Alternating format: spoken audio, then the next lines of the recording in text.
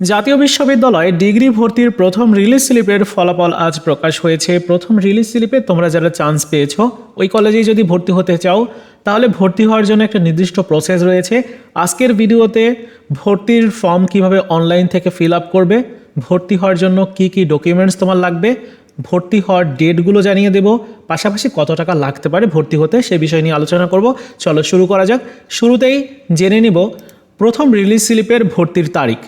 প্রথম রিলিজ স্লিপে তোমরা যারা চান্স পেয়েছো তোমাদের ভর্তি শুরু হবে আগামীকাল 22 ডিসেম্বর 2025 তারিখ থেকে। ভর্তির শেষ তারিখ হচ্ছে আগামী 30 ডিসেম্বর। এই যে সময়, এটার মধ্যে ভর্তির অনলাইনে ফর্ম ফিল আপ করবে, তারপর ভর্তির যে প্রসেস রয়েছে তোমার ডকুমেন্টস জমা দিতে হবে, টাকা জমা দিতে হবে, সরাসরি কলেজে গিয়ে ভর্তি হতে হবে। সো ভর্তি হতে আর কি কি ডকুমেন্টস লাগবে?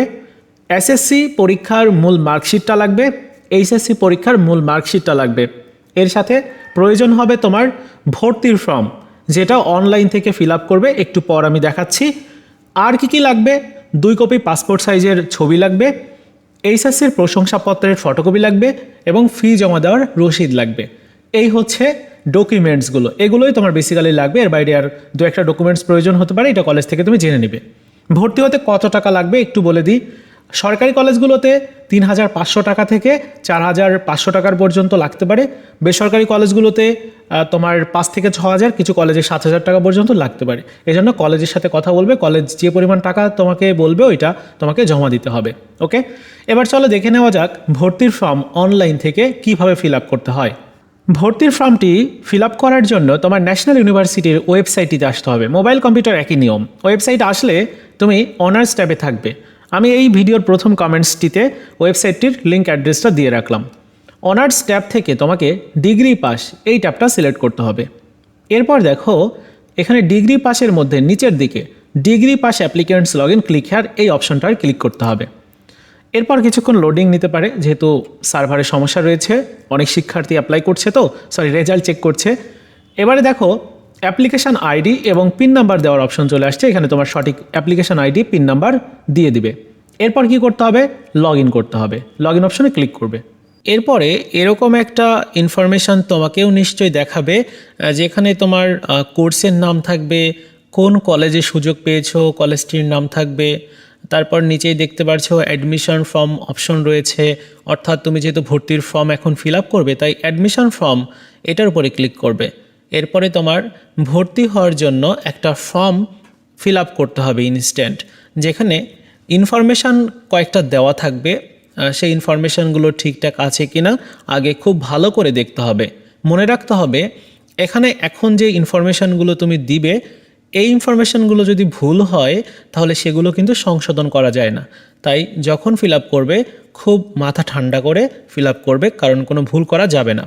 উপরের দিকে কিছু ইনফরমেশান দেখা যাচ্ছে, যেমন কলেজ কোড, তোমার কলেজের নাম, যে কলেজে সুযোগ পেয়েছো আর কি, তোমার নাম, তোমার বাবার নাম, মায়ের নাম, এগুলো ঠিক আছে কিনা দেখবে। ভুল থাকলে তুমি রিলোড করে আবার আসবে।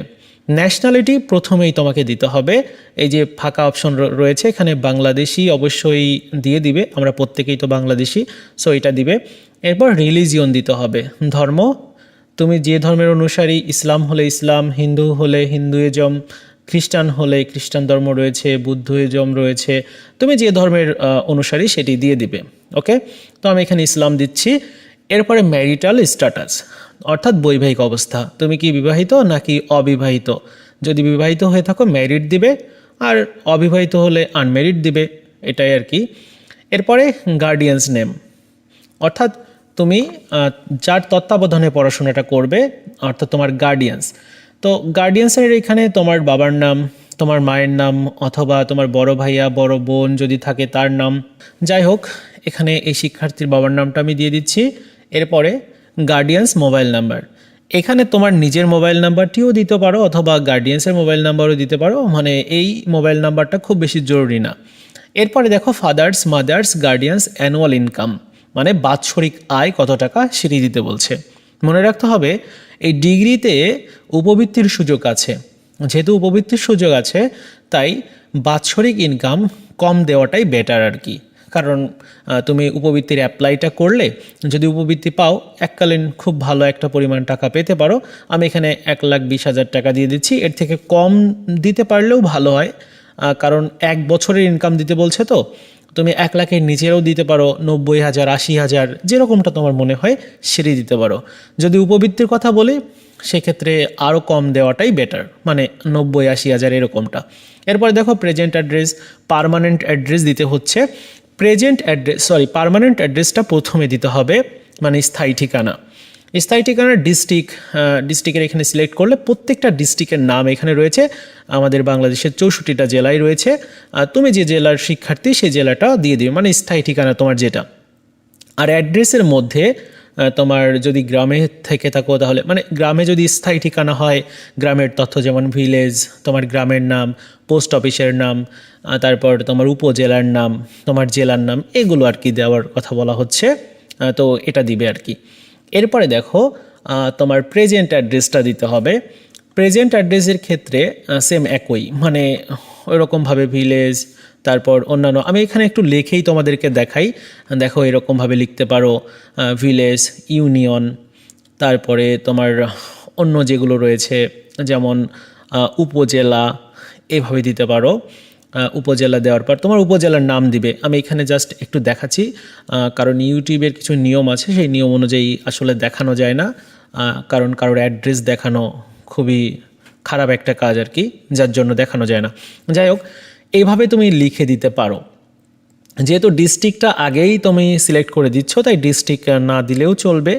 সো ভিলেজ, ইউনিয়ন এবং উপজেলা, এই 3টা দিলেই হবে স্থায়ী ঠিকানার ক্ষেত্রে, যাদের গ্রামে স্থায়ী ঠিকানা।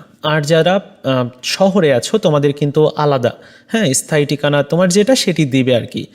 আর প্রেজেন্ট অ্যাড্রেস মানে বর্তমান ঠিকানা, তুমি বর্তমানে যদি শহরে থাকো তাহলে সেখানকার জেলা সিলেক্ট করবে, মানে কোন জেলা থেকে তুমি থাকছো। এরপরে তোমার অ্যাড্রেসের মধ্যে ওই ইনফরমেশনগুলো, যদি গ্রামে থাকো বর্তমানে তাহলে গ্রামের তথ্যগুলো, আর যদি তুমি শহরে থাকো তাহলে শহরে হাউস নাম্বার, রোড নাম্বার, এগুলো থাকে সেগুলো দিবে, ডিভিশন থাকে, সো ওইগুলো আর কি দিবে। এইভাবে সবগুলো ইনফরমেশন ঠিকঠাক আছে কিনা খুব ভালো করে দেখবে। দেখার পর যদি মনে হয় যে না সব কিছু ঠিকঠাক আছে, সঠিক আছে, তখন তুমি সেভ করবে ইনফরমেশনগুলো। সেভ করার পরে তোমার একটা পিডিএফ ফাইল ডাউনলোড করতে বলবে। পিডিএফ ফাইলটা ডাউনলোড করলে ঠিক এরকম একটা পিডিএফ তুমি পাবে, স্ক্রিনে যেরকম দেখতে পাচ্ছ। এটাই হচ্ছে চূড়ান্ত ভর্তির ফর্ম। তোমার ছবি থাকবে, তারপর জাতীয় বিশ্ববিদ্যালয়ের লোগো থাকবে, আরও বেশ কিছু ইনফরমেশান থাকবে।